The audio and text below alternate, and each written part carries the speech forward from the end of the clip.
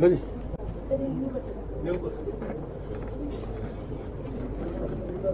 Details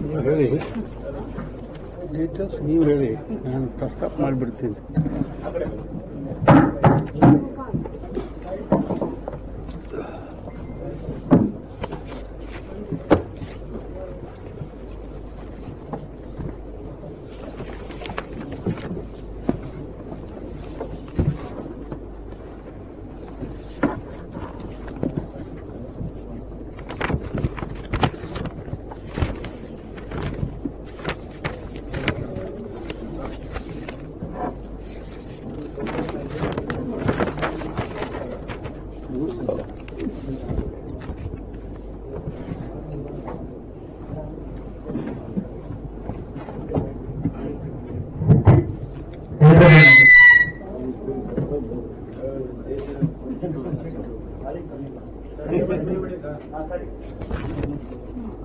ಎಲ್ರಿಗೂ ನಮಸ್ಕಾರ.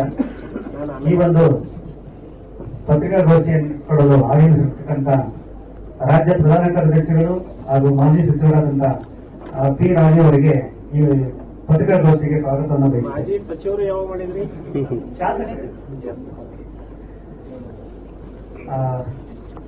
ಅರ್ಥಾಳ್ ಅವತ್ನವರು ರಾಜ್ಯ ಉಪಾಧ್ಯಕ್ಷರು ಅವರಿಗೂ ಕೂಡ ನಾನು ಈ ಒಂದು ಪತ್ರಿಕಾಗೋಷ್ಠಿಗೆ ಸ್ವಾಗತವನ್ನು ಬಯಸುತ್ತೇನೆ. ಅಂಬಿಕಾ ಹುಲಿನಾಯ್ಕರವರು ರಾಜ್ಯ ಕಾರ್ಯದರ್ಶಿಗಳು ಅವ್ರಿಗೂ ಕೂಡ ಈ ಒಂದು ಪತ್ರಿಕಾಗೋಷ್ಠಿಗೆ ಸ್ವಾಗತವನ್ನು ಬಯಸುತ್ತೇನೆ. ಈ ಒಂದು ಪತ್ರಿಕಾಗೋಷ್ಠಿಗೆ ತಂಡೇಶ್ವರರು ಕೂಡ ಆಗಮಿಸಿದ್ದಾರೆ, ಅವ್ರಿಗೂ ಕೂಡ ಒಂದು ಸ್ವಾಗತವನ್ನು ಬಯಸುತ್ತೇನೆ. ಬರ್ತಾರೆ ದತ್ತಾತ್ರೇಯವರು ರಾಜ್ಯ ಪ್ರಕೋಷ್ಠಗಳ ಸಂಯೋಜಕರು, ಅವ್ರಿಗೂ ಕೂಡ ನಾನು ಈ ಒಂದು ಪತ್ರಿಕಾಗೋಷ್ಠಿಗೆ ಸ್ವಾಗತ ಬಯಸುತ್ತೇನೆ. ರೂಪಾ ಅಯ್ಯರ್ ಅವರು ಕಲೆ ಮತ್ತು ಸಾಂಸ್ಕೃತಿಕ ಸಂಚಾಲಕರಾದ ಅವ್ರಿಗೂ ಕೂಡ ಒಂದು ಸ್ವಾಗತ ಬಯಸುತ್ತೇನೆ.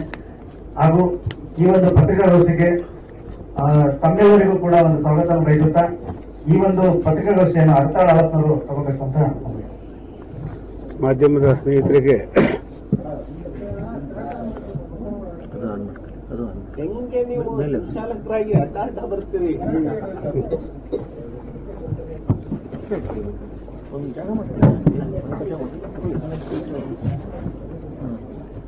ಮಾಧ್ಯಮದ ಸ್ನೇಹಿತರಿಗೆ ಮತ್ತೊಮ್ಮೆ ಸ್ವಾಗತ. ವೇದಿಕೆಯಲ್ಲಿರುವ ನಮ್ಮ ಪಕ್ಷದ ಎಲ್ಲ ಸ್ನೇಹಿತರಿಗೂ ಸ್ವಾಗತವನ್ನು ಬಯಸಿ ಈ ಪತ್ರಿಕಾಗೋಷ್ಠಿ ಕರೆದಿರೋ ಉದ್ದೇಶ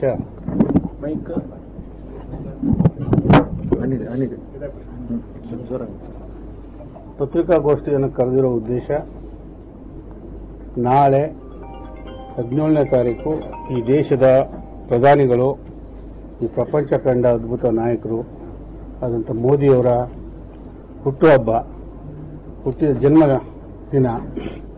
ಅದೇ ರೀತಿ 25ನೇ ತಾರೀಕು ಪಂಡಿತ್ ದೀನ್ ದಯಾಳ್ ಅವರ ಹುಟ್ಟುಹಬ್ಬ, ಜನ್ಮ ದಿನಾಚರಣೆ.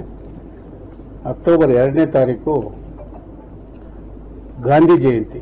ಈ 15 ದಿನಗಳ ಮಧ್ಯೆ 17ನೇ ತಾರೀಕಿಂದ ಪ್ರಾರಂಭ ಆಗಿ 2ನೇ ತಾರೀಕುವರೆಗೆ ನಾವು ನಮ್ಮ ಪಕ್ಷದ ವತಿಯಿಂದ ರಾಜ್ಯಾದ್ಯಂತ ಸೇವಾ ಪಾಕ್ಷಿಕ ಅಂದರೆ ಈ 15 ದಿನಗಳ ಕಾಲ ವಿವಿಧ ಸೇವೆಯನ್ನು ಜನರಿಗೆ, ನಾಡಿಗೆ ಮೋದಿಯವರ ಹೆಸರಿನಲ್ಲಿ ಪಂಡಿತ್ ದೀನ್ ದಯಾಳ್ ಉಪಾಧ್ಯಾಯರ ಜನ್ಮ ದಿನಾಚರಣೆ ಅಂಗವಾಗಿ ಗಾಂಧಿ ಜಯಂತಿ ದಿನವರೆಗೆ ಹಮ್ಮಿಕೊಂಡಿದ್ದೇವೆ. ಯಾಕೆ ಅಂತ ಹೇಳಿದ್ರೆ ಇದೊಂದು ಸಂದರ್ಭ. ನಾವು ಜನ್ಮ ದಿನಾಚರಣೆಯನ್ನು ಬರೀ ಕೇಕ್ ಕಟ್ ಮಾಡೋದ್ರಿಂದ, ಏನೋ ಊಟ ಉಪಚಾರ ಮಾಡೋದ್ರ ಮೂಲಕ ಆಚರಣೆ ಮಾಡೋದಕ್ಕಿಂತ ಸೇವೆ, ಜನರಿಗೆ ಈ ದೊಡ್ಡ ಗಣ್ಯ ವ್ಯಕ್ತಿಗಳ ಹೆಸರಿನಲ್ಲಿ ಸೇವೆ ಮಾಡತಕ್ಕಂಥ ಕಾರ್ಯಕ್ರಮವನ್ನು ಹಮ್ಮಿಕೊಂಡಿದ್ದೇವೆ. 15 ದಿನಗಳ ಕಾಲ ವಿವಿಧ ಸೇವೆಯನ್ನು ಮಾಡ್ತೇವೆ. ನಾಳೆ ಮೋದಿಯವರ ಜನ್ಮ ದಿನಾಚರಣೆ ದೇಶಾದ್ಯಂತ ನಡೀತದೆ. ನಾವು ರಾಜ್ಯದಲ್ಲಿ ಬ್ಲಡ್ ಕ್ಯಾಂಪ್, ರಕ್ತದಾನವನ್ನು ಮಾಡೋದ್ರ ಮೂಲಕ ಈ ಕಾರ್ಯಕ್ರಮವನ್ನು ಪ್ರಾರಂಭ ಮಾಡ್ತಿದ್ದೇವೆ. ನಮ್ಮ ಎಲ್ಲ ಮಂಡಲಗಳಲ್ಲಿ ಮಾಡ್ತೇವೆ, ಎಲ್ಲ ಜಿಲ್ಲಾ ಕೇಂದ್ರಗಳಲ್ಲಿ ಮಾಡ್ತೇವೆ. ಹೀಗೆ ಒಂದು ಒಳ್ಳೆಯ ಕಾರ್ಯಕ್ರಮ ಪ್ರಾರಂಭ ಮಾಡ್ತಿದ್ದೇವೆ. ಅದಾದ ಮೇಲೆ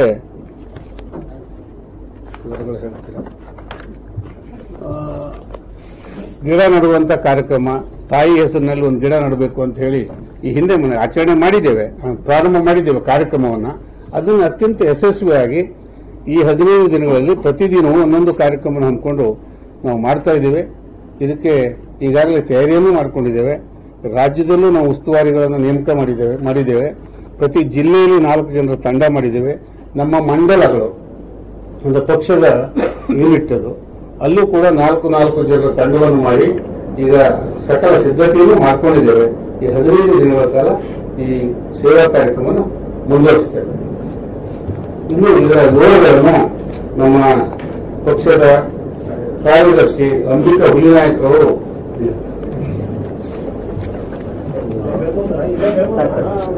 ಬನ್ನಿ ಒಂದು ನಿಮಿಷ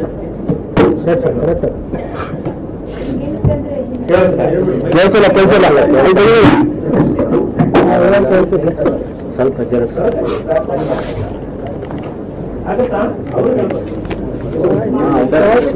ಎಲ್ಲರಿಗೂ ನಮಸ್ಕಾರ.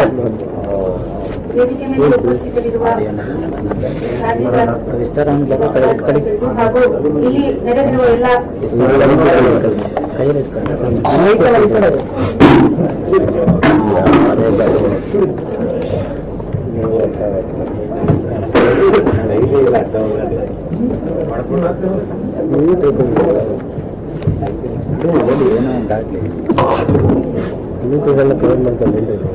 ಇಲ್ಲಿ ನೆರೆದಿರುವ ಎಲ್ಲ ಪತ್ರಿಕಾ ಮಾಧ್ಯಮದ ವರದಿಗಾರರು, ಛಾಯಾಗ್ರಾಹಕರು ಮತ್ತು ಟಿವಿ ಮಾಧ್ಯಮಗಳ ವರದಿಗಾರರು ಮತ್ತು ಪಕ್ಷದ ಎಲ್ಲ ಕಾರ್ಯಕರ್ತರಿಗೂ ನಮಸ್ಕಾರಗಳು. ಇವಾಗಲೇ ನಮಗೆಲ್ಲ ತಿಳಿದಿರುವ ಹಾಗೆ ಸಂಘಟನಾ ಪರ್ವದಲ್ಲಿ ಪಕ್ಷದ ಸದಸ್ಯತ್ವ ಅಭಿಯಾನ ದೇಶದಾದ್ಯಂತ ತುಂಬಾ ಉತ್ಸಾಹದಿಂದ ನಡೀತಾ ಇದೆ. ಸೆಪ್ಟೆಂಬರ್ 2ರಂದು ನಾವು ನೋಡಿದ್ವಿ, ಮೋದಿಜಿಯವರು ಹೊಸ ಸದಸ್ಯತ್ವವನ್ನು ತೆಗೆದುಕೊಂಡು ಇದಕ್ಕೆ ಚಾಲನೆ ನೀಡಿದ್ರು. ನಮ್ಮಲ್ಲಿ ವಿಜೇಂದ್ರ ಸರ್ ಅವರು ಸಹ ಚಾಲನೆ ನೀಡಿದ್ರು. ಇದೇ ಸೆಪ್ಟೆಂಬರ್ 17 ಅಂದ್ರೆ ನಾಳೆ ವಿಶ್ವದ ಅತ್ಯಂತ ಜನಪ್ರಿಯ ನಾಯಕರಾದ ಶ್ರೀ ನರೇಂದ್ರ ಮೋದಿಜಿಯವರ ಜನ್ಮದಿನವಾಗಿದೆ.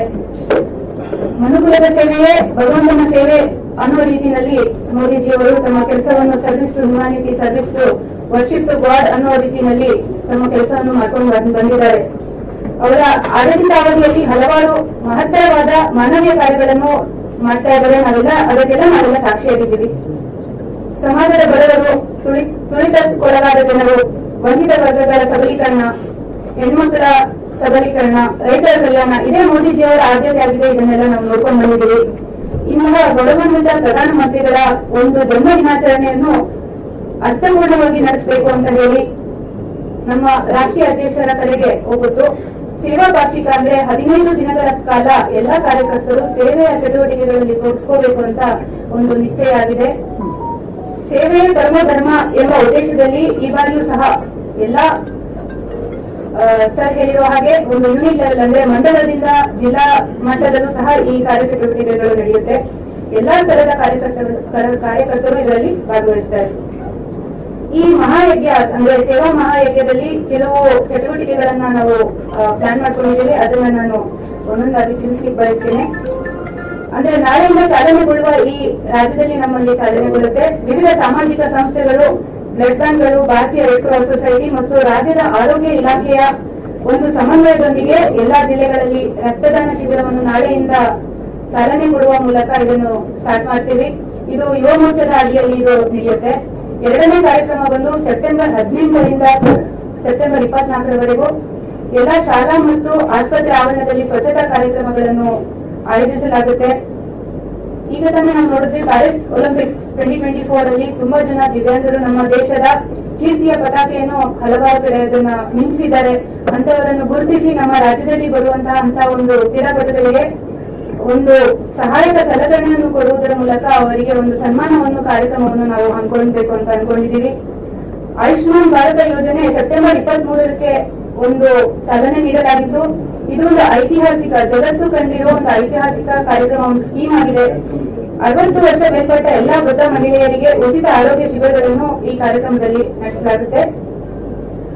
ಗೌರವಾನ್ವಿತ ಪ್ರಧಾನಿಯವರ ಜೀವನ ಮತ್ತು ಸಾಧನೆಗಳು ನಾಳೆ ಇದರ ಚಿತ್ರ ಪ್ರದರ್ಶನವನ್ನು ಸಹ ನಮ್ಮ ಇಲ್ಲಿ ರಾಜ್ಯದ ಪಕ್ಷದ ಒಂದು ಕಾರ್ಯಾಲಯದಲ್ಲಿ ಚಾಲನೆ ನೀಡಲಾಗುತ್ತೆ. ಇದು 15 ದಿನಗಳ ಕಾಲ ರಾಜ್ಯದ ವಿವಿಧ ಸ್ಥಳಗಳಲ್ಲಿ ಇದನ್ನು ಆಯೋಜಿಸಲಾಗುತ್ತೆ. Power within the leadership legacy of Narendra Modiji ಅಂತ ಒಂದು ಡಾಕ್ಟರ್ ಬಾಲಸುಬ್ರಹ್ಮಣ್ಯಂ ಅವರ ಪುಸ್ತಕದ ಮೇಲೆ ನಮ್ಮ ವಿವಿಧ ಪ್ರಕೋಷ್ಠಗಳ ಮೂಲಕ ಇದರ ಒಂದು ವಿಚಾರಗೋಷ್ಠಿಯನ್ನು ಸಹ 100 ಆಯ್ದ ಕಡೆ ಇದರ ಒಂದು ವಿಚಾರಗೋಷ್ಠಿಯನ್ನು ನಡೆಸಬೇಕು ಅಂತ ಒಂದು ಕಾರ್ಯಕ್ರಮವನ್ನು ಹಮ್ಮಿಕೊಂಡಿದ್ದೀವಿ. ಕಲೆ ಮತ್ತು ಚಿತ್ರಕಲೆ ಸ್ಪರ್ಧೆಗಳು, ರಂಗೋಲಿ ಸ್ಪರ್ಧೆಗಳು, ಭಾಷಣ ಮತ್ತು ಪ್ರಬಂಧ ಸ್ಪರ್ಧೆಗಳು, ಮರಳು ಕಲಾ ಸ್ಪರ್ಧೆಗಳು, ಗ್ರಾಫಿಕ್ ವಿನ್ಯಾಸ ಸ್ಪರ್ಧೆಗಳು, ಇದೆಲ್ಲ ಕಾರ್ಯಕ್ರಮಗಳು ಆತ್ಮನಿರ್ಭರ ಭಾರತ, ವಿಕಸಿತ ಭಾರತ 2047 ಮತ್ತು ಸ್ಥಳೀಯ ವಿಷಯಗಳಾದ ಗೋ ಲೋಕಲ್ ಅನ್ನೋ ಒಂದು ಕಾನ್ಸೆಪ್ಟ್ ಅಡಿಯಲ್ಲಿ ಈ ಕಾಂಪಿಟೇಷನ್ಸ್ ನ ಮಾಡಬೇಕು ಒಂದು ಜಿಲ್ಲಾ ಮಟ್ಟದಲ್ಲಿ ಅಂತ ಒಂದು ಆಯೋಜನೆಯನ್ನು ಪ್ಲಾನ್ ಮಾಡ್ಕೊಂಡಿದ್ದೀವಿ.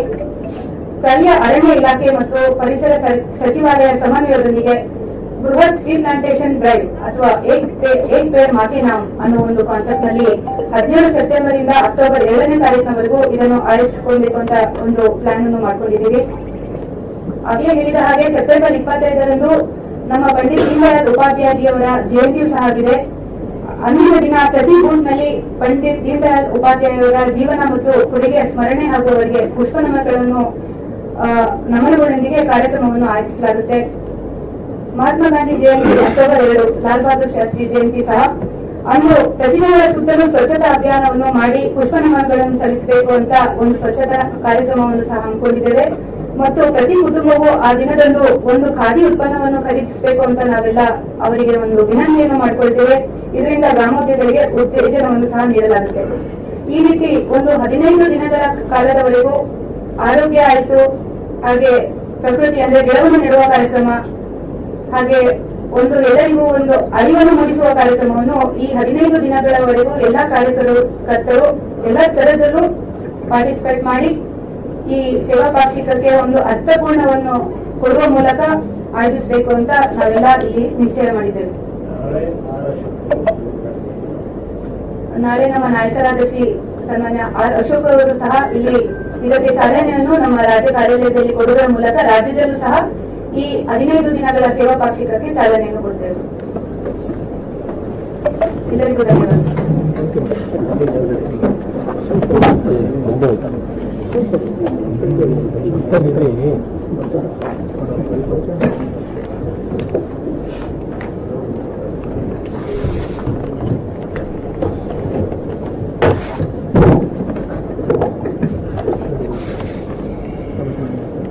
ಎಲ್ಲರಿಗೂ ನಮಸ್ಕಾರ. ಕರ್ನಾಟಕ ರಾಜ್ಯದಲ್ಲಿ ಕಾಂಗ್ರೆಸ್ ಆಡಳಿತ ಪ್ರಾರಂಭವಾದಾಗಿನಿಂದ ಅರಾಜಕತೆ ತನ್ನ ಗರಿಷ್ಠ ತುದಿಯನ್ನ ತಲುಪ್ತಾ ಇರೋದನ್ನ ನಾವು ನೋಡ್ತಾ ಇದ್ದೇವೆ. ಇಲ್ಲಿ ಉಗ್ರಗಾಮಿ ಚಟುವಟಿಕೆಗಳಿಗೆ, ಶಾಂತಿಯನ್ನ ಕದಡುವಂತಹ ಶಕ್ತಿಗಳಿಗೆ ಕಾಂಗ್ರೆಸ್ ಪಕ್ಷ ರಕ್ಷಣೆಯನ್ನ ಕೊಡ್ತಾ ಇರೋದ್ರಿಂದ ಕರ್ನಾಟಕದಲ್ಲಿ ಇಷ್ಟೊಂದು ರೀತಿಯ ಗಲಭೆಗಳು ಸೃಷ್ಟಿಯಾಗ್ತಾ ಇದ್ದಾವೆ. ತುಷ್ಟೀಕರಣದ ಪರಾಕಾಷ್ಠೆಯನ್ನ ಕಾಂಗ್ರೆಸ್ ಮುಟ್ಟಿದೆ. ಕಾನೂನನ್ನ, ಪೊಲೀಸ್ ಇಲಾಖೆಯನ್ನ ಸಂಪೂರ್ಣವಾಗಿ ರಾಜಕೀಯ ದುರುದ್ದೇಶಕ್ಕೆ ಈ ಸರ್ಕಾರ ಬಳಸಿಕೊಳ್ತಾ ಇದೆ. ಪಾಂಡವಪುರದಲ್ಲಿ ಆರ್ಎಸ್ಎಸ್ ಕಾರ್ಯಾಲಯಕ್ಕೆ ಪೊಲೀಸ್ ಅಧಿಕಾರಿ ಅತಿಕ್ರಮವಾಗಿ ಪ್ರವೇಶವನ್ನ ಮಾಡಿ ಕಾನೂನಿಗೆ ಅಪಚಾರವನ್ನ ಮಾಡಿದ್ದಾರೆ. ಒಬ್ಬ ಪೊಲೀಸ್ ಅಧಿಕಾರಿ ಒಂದು ಆವರಣವನ್ನ ಪ್ರವೇಶ ಮಾಡಬೇಕು ಅಂದ್ರೆ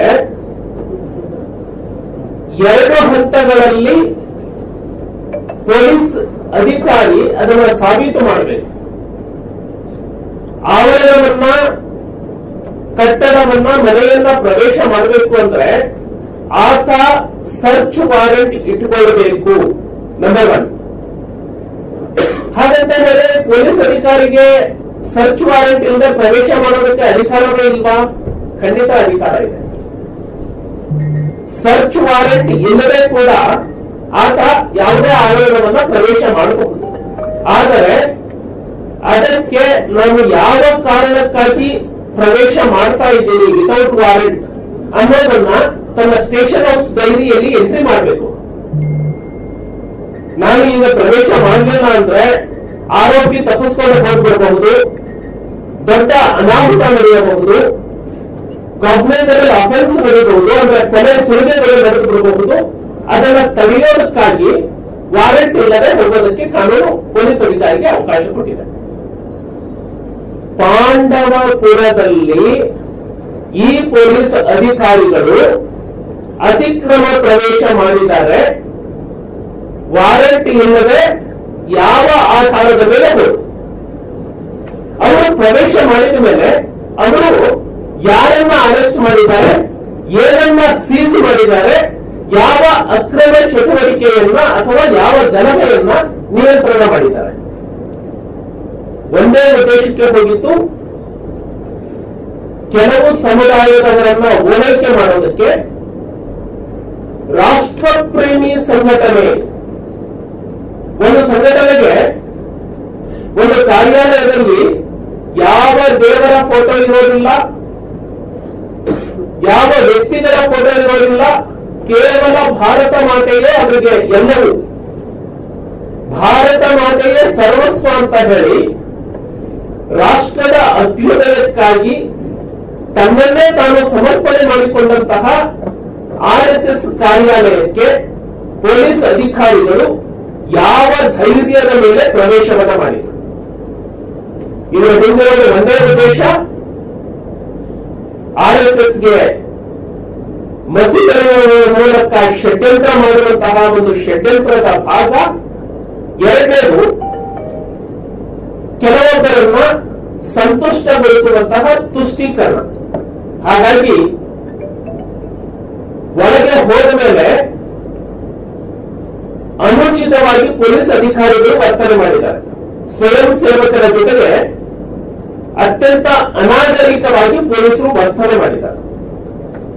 ಭಾರತೀಯ ಜನತಾ ಪಕ್ಷ ಪೊಲೀಸರ ಈ ನಡವಳಿಕೆಯನ್ನ ಉಗ್ರವಾಗಿ ಖಂಡಿಸುತ್ತೆ.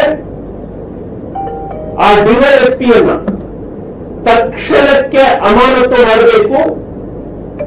ಇದರ ಮೇಲೆ ತನಿಖಾ ಸಮಿತಿಯನ್ನು ಕೂಡಲೇ ರಚನೆ ಮಾಡಬೇಕು. ಅಲ್ಲಿಗೆ ಹೋಗ್ಲಿಕ್ಕೆ ಹೇಳಿದವರು ಯಾರು, ಇವರಿಗೆ ಮಾಹಿತಿ ಬಂದಿದ್ದೇನು, ಅಲ್ಲಿ ಹೋದ ಮೇಲೆ ಕಂಡು ಬಂದಂತಹ ಸ್ಥಿತಿಗತಿ ಏನು, ತಕ್ಷಣಕ್ಕೆ ಒಂದು ತನಿಖಾ ಸಮಿತಿಯನ್ನ ರಚನೆ ಮಾಡಬೇಕು ಅಂತ ಹೇಳಿ ನಾನು ಇಲ್ಲಿ ಸರ್ಕಾರವನ್ನ ಒತ್ತಾಯ ಮಾಡ್ತೇನೆ. ಡಿವೈಎಸ್ಪಿಯನ್ನ ಕೂಡಲೇ ಸಸ್ಪೆಂಡ್ ಮಾಡಬೇಕು ಅಂತ ಹೇಳಿ ಈ ಸರ್ಕಾರವನ್ನ ಆಗ್ರಹಿಸುತ್ತದೆ. ಇದು ಮಾನವ ಹಕ್ಕುಗಳ ಸ್ಪಷ್ಟವಾದಂತಹ ಉಲ್ಲಂಘನೆ. ಯಾವುದೇ ಅಪರಾಧಿಯಲ್ಲದ ವ್ಯಕ್ತಿಯನ್ನ ಅಪರಾಧಿಗಿಂತ ಕೀಳಾಗಿ ನಡೆಸಿಕೊಂಡಿದ್ದು ಕರ್ನಾಟಕದಲ್ಲಿ ಅರಾಜಕತೆ ಯಾವ ರೀತಿ ತಲೆ ಎತ್ತುತ್ತಾ ಇದೆ ಅನ್ನೋದಕ್ಕೆ ಇದು ಸ್ಪಷ್ಟವಾದಂತಹ ನಿದರ್ಶನ ಆಗಿದೆ. ಸೊ ಸಿದ್ದರಾಮಯ್ಯನವರ ಸರ್ಕಾರದ ಪಾಪದ ಕೊಡ ತುಂಬಿದೆ. ಇದು ಯಾವುದೇ ಕ್ಷಣದಲ್ಲಿಯೂ ಕೂಡ ಈ ತುಂಬಿರುವ ಪಾಪದ ಕೊಡವನ್ನ ಈ ಜನ ತೋರಿಸ್ತಾರೆ ಅನ್ನುವಂತಹ ಎಚ್ಚರಿಕೆಯನ್ನು ಸರ್ಕಾರಕ್ಕೆ ಕೊಡ್ತಾ ಇದ್ದಾರೆ. ಯಾವ ತನಿಖೆ ಆಗ್ತದೆ?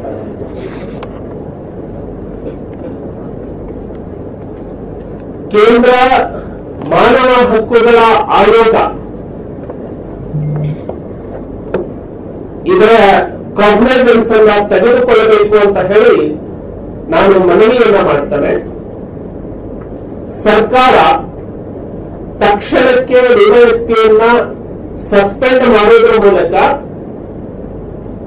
ನಾನು ಇಂತಹ ಘಟನೆಗಳಿಗೆ ಬೆಂಬಲಿಸೋದಿಲ್ಲ ಅಂತ ಹೇಳಿ ತೋರಿಸೋದಕ್ಕಾಗಿ ತನಿಖಾ ಸಮಿತಿಯನ್ನ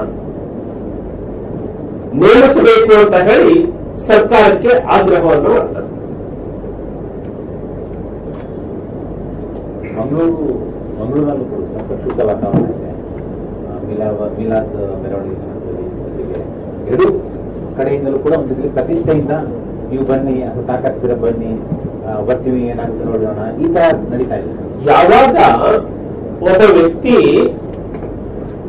ಕಾನೂನಿನ ಮೇಲೆ ವಿಶ್ವಾಸವನ್ನ ಕಳೆದುಕೊಳ್ತಾನೆ ಅಂದ್ರೆ ಕಾನೂನನ್ನ ಎತ್ತಿ ಹಿಡಿಯುವಲ್ಲಿ ವ್ಯವಸ್ಥೆ ವಿಫಲವಾದಾಗ, ಈ ಹಿಂದೆ ಬಹಿರಂಗವಾಗಿ ಹೇಳಿಕೆ ಕೊಟ್ಟರು ತಾಕತ್ತಿದ್ರೆ ಬನ್ನಿ ಅಂತ. ಈ ಸರ್ಕಾರ ಜೀವಂತವಾಗಿದ್ರೆ ಆ ತರ ಏನು ಪ್ರಚೋದನಾತ್ಮಕ ಹೇಳಿಕೆಯನ್ನು ಕೊಡ್ತಾರೆ ತಕ್ಷಣ ಕಾನೂನು ಕ್ರಮ ಜರುಗಿಸಬೇಕಿತ್ತು. ಅವಾಗ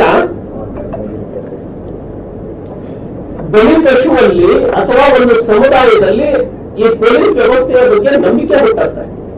ಇಲ್ಲ, ಅವರು ಕಾನೂನಿಗೆ ಸಂವಿಧಾನಕ್ಕೆ ವಿರೋಧವಾಗಿ ಮಾತನಾಡದ, ಅವರಿಗೆ ಕಾನೂನು ತನ್ನ ಬಲೆಯನ್ನ ಬೀಸಿದೆ, ಕಾನೂನಿನ ಕುರಿಕೆ ಪ್ರಬಲವಾಗಿದೆ, ನನ್ನ ರಕ್ಷಣೆಗೆ ಇದೆ ಅಂತ ಹೇಳಿ ಅವರಿಗೆ ಅನ್ಸುತ್ತೆ.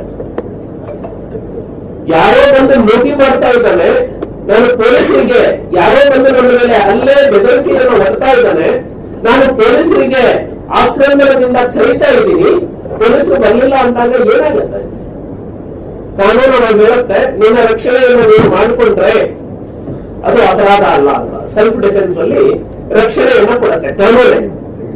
ಇವತ್ತು ಕರ್ನಾಟಕದ ಜನತೆ ಸೆಲ್ಫ್ ಡಿಫೆನ್ಸ್ಗೆ ಹೋಗ್ತಾ ಇದ್ದಾರೆ. ಯಾಕೆಂದ್ರೆ ಸೋಷಿಯಲ್ ಡಿಫೆನ್ಸ್, ಗವರ್ನಮೆಂಟ್ ಡಿಫೆನ್ಸ್ ಅಲ್ಲಿ ಇವರು ನಂಬಿಕೆಯನ್ನ ಕಳ್ಕೊಳ್ತಾ ಇದ್ದಾರೆ. ಹಾಗಾಗಿ ಇಂತಹ ವಾತಾವರಣ ಹುಟ್ಟೋದಕ್ಕೆ ಸರ್ಕಾರದ ವೈಫಲ್ಯ ನೇರವಾಗಿ ಕಾರಣ ಆಗಿದೆ. ಸೆಲ್ಫ್ ಡಿಫೆನ್ಸ್ ಅಪರಾಧ ಅಲ್ಲ.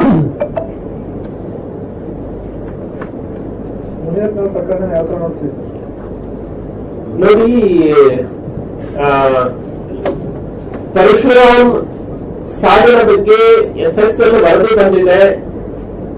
FSL ವರದಿಯಲ್ಲಿ ಹೃದಯಾಘಾತ ಅಂತ ಬಂದಿದೆ ಅಂತ ಹೇಳಿ ಹೇಳ್ತಾರೆ.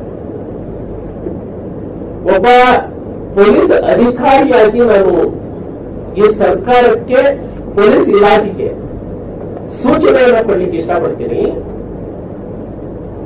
ಸಾವಿಗೆ ಕಾರಣ ಹೃದಯಾಘಾತ ಆಗಿರಬಹುದು. ಹೃದಯಾಘಾತಕ್ಕೆ ಕಾರಣ ಯಾವುದು?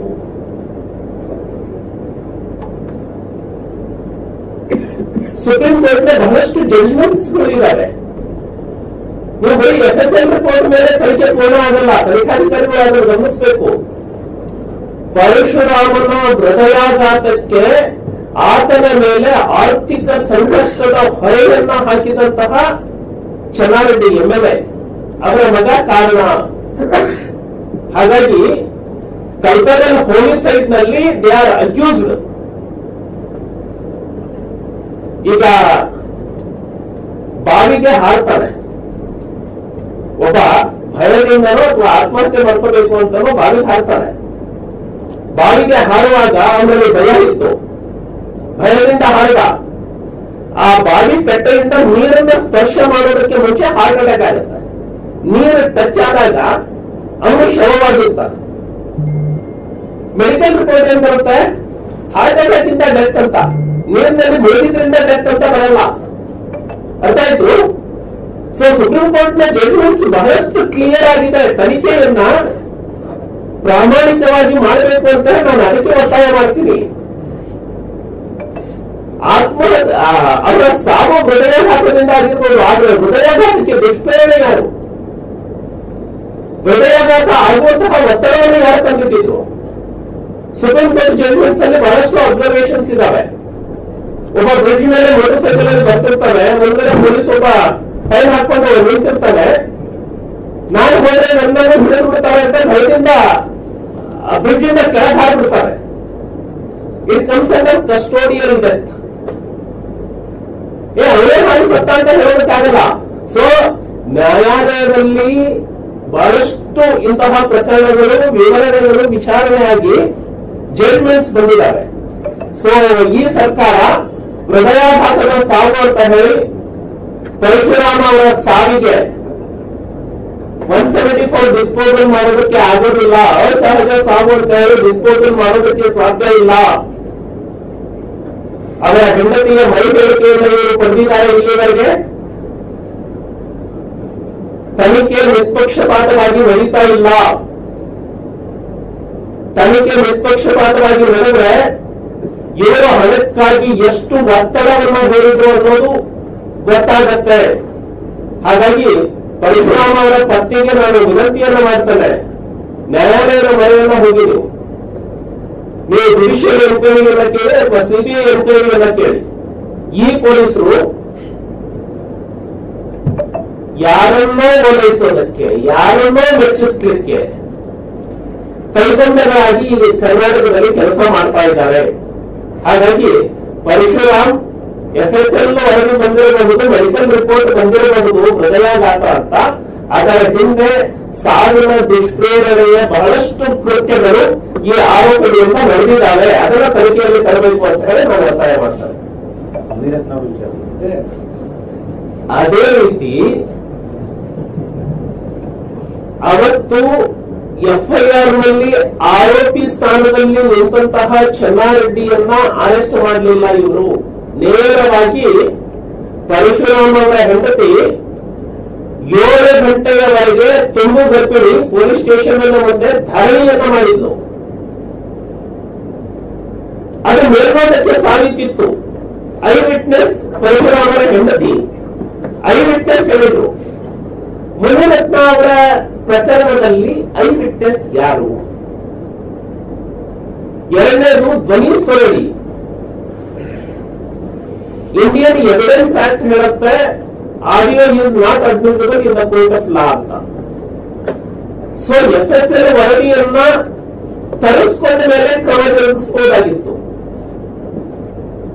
ಸೊ ನಾಳೆ FSL ವರದಿಯಲ್ಲಿ ಅವರು ಧ್ವನಿ ಅಲ್ಲ ಅಂತ ಹೇಳಿ ಬಂದ್ಬಿಟ್ರೆ, ಈಗ ಅರೆಸ್ಟ್ ಮಾಡಿದೀವಲ್ಲ, ಇದನ್ನ ಯಾರು ಇದಕ್ಕೆ ಸಮಾನವಾದ ನ್ಯಾಯವನ್ನು ಕೊಡೋದು ಯಾರು?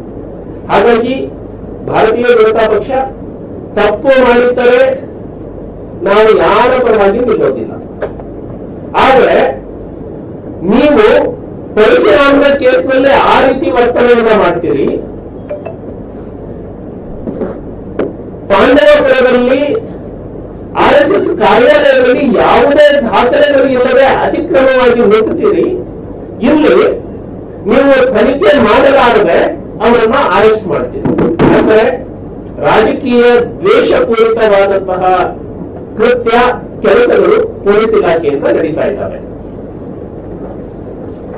ಅವರು ರಾಜ್ಯಭವನ ದೂರು ಕೊಟ್ಟ ವಿಚಾರ ಸರ್, ಅವರು ಇಡೀ ತಂಡ ದೂರು ಕೊಟ್ಟಾಗ ರಾಜ್ಯ ಬಿಜೆಪಿ ಪ್ರಧಾನ ಕಾರ್ಯದರ್ಶಿಗಳಿಗೂ ಕೂಡ ಇದ್ರ ಬಗ್ಗೆ ಗಮನ ಇರಲಿಲ್ಲ, ಗೊತ್ತಿರಲಿಲ್ಲ. ಇದು ರಾಜ್ಯ ಬಿಜೆಪಿ ಘಟಕ ಕೂಡ ಗೊತ್ತಿರಲಿಲ್ಲ ಅನ್ನುವಂತ ಆರೋಪ ಇದೆ. ಸ್ಪಷ್ಟ ಇಷ್ಟೇ, ಎಲ್ಲಾ ಜನಪ್ರತಿನಿಧಿಗಳಿಗೆ ಸ್ವತಂತ್ರವಾಗಿ ಅವರವರ ಕೆಲಸವನ್ನ ಅವರು ಮಾಡ್ಕೊಳ್ಳಿಕ್ಕೆ, ಹೋರಾಟ ಆ ಕ್ಷೇತ್ರದಲ್ಲಿ ಮಾಡ್ಕೊಳ್ಳಿಕ್ಕೆ ಅವರಿಗೆ ಅವಕಾಶ ಇದೆ.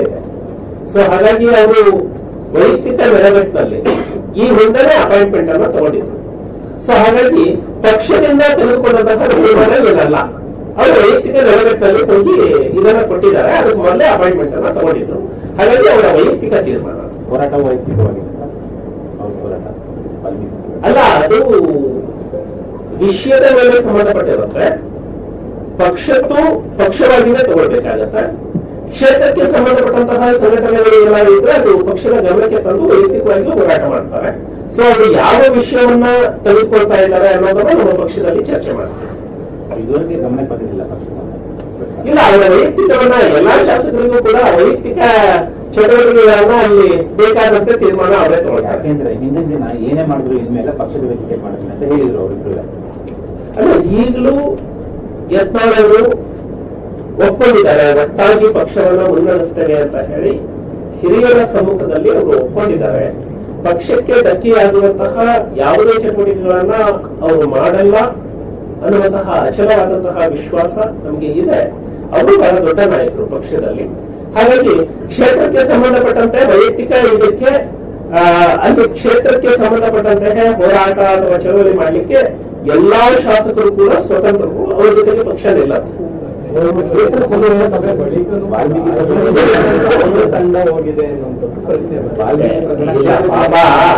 ಅಕ್ಕಿ ಕೂರೋದಕ್ಕೆ ಕೊಂಬೆ ಮುರಿಯೋದಕ್ಕೆ ಒಂದಾಗಿದೆ ಅಷ್ಟೇ. ಅವರು ಬಹಳಷ್ಟು ದಿನದಿಂದಲೇ ಡೇಟ್ ತಗೊಂಡಿದ್ರು, ಅವತ್ತೇ ಡೇಟ್ ಕೊಟ್ಟಿದ್ದಾರೆ ಅಷ್ಟೇ. ಏನು ಸಮಸ್ಯೆ ಇರಲಿಲ್ಲ, ಅದರಲ್ಲಿ ಏನು ಬರ್ತಾರೆ ಇಲ್ಲ. ಕೆಲವು ಪ್ರಧಾನ ಕಾರ್ಯದರ್ಶಿಗಳನ್ನ ತೆಗಿಬೇಕು ಅನ್ನೋ ಆಗ್ರಹಿಸಿದ್ದಾರೆ. ಒಂದಿಬ್ರು ಪ್ರಧಾನ ಕಾರ್ಯದರ್ಶಿಗಳನ್ನ ತೆಗಿಬೇಕು ಹುದ್ದೆಯಿಂದ ಅನ್ನುವಂತಹ ಡಿಮ್ಯಾಂಡ್ ಇಟ್ಟಿದ್ದಾರೆ ಅವರು ತಂಡ. ನೋಡಿ, ಭಾರತೀಯ ಜನತಾ ಪಕ್ಷ ಅತ್ಯಂತ ಶಿಸ್ತಿನ ಪಕ್ಷ. ನಿರ್ಣಯ ಪ್ರಕ್ರಿಯೆಗಳು ಅಂತ ಹೇಳಿ ಬಂದಿರುತ್ತೆ. ಯಾವುದನ್ನ ಯಾರು ನಿರ್ಣಯ ಮಾಡಬೇಕು ಅವರೇ ನಿರ್ಣಯ ಮಾಡ್ತಾರೆ. ಅಂತಹ ಯಾವುದೇ ಚರ್ಚೆಗಳು ಅಲ್ಲಿ ನಡೆದಿಲ್ಲ. ಧನ್ಯವಾದ.